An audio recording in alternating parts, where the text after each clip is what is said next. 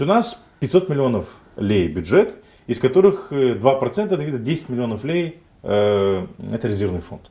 Они поделили резервный фонд между Народным собранием и исполнительным комитетом. То есть половина распоряжается Народное собрание, половина распоряжается исполнительный комитет.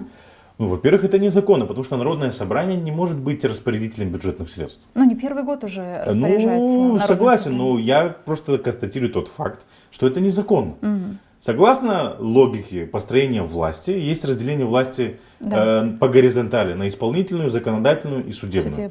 Народное собрание является законодательным органом, и он не может распоряжаться бюджетом. Бюджетом распоряжается исполнительная власть, то есть исполнительный комитет. Угу. Теперь, если говорить о том, как и на какие цели расходуется резервный фонд. Народное собрание распоряжается 5 миллионами из этого резервного фонда. Куда оно тратит эти деньги, мы до сих пор не знаем. Есть такая статья, допустим, такое положение закона о резервном фонде Гагаузии, где говорится о том, что из резервного фонда выделяются деньги на решение проблем в избирательных округах депутатов Народного собрания.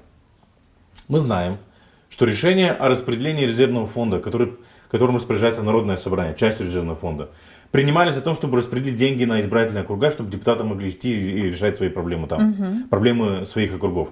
Но мы не знаем, какой депутат получал, сколько получал, как он тратил эти деньги, куда перечисляются эти деньги. То есть этой информации явно нет. Этой информации практически нет.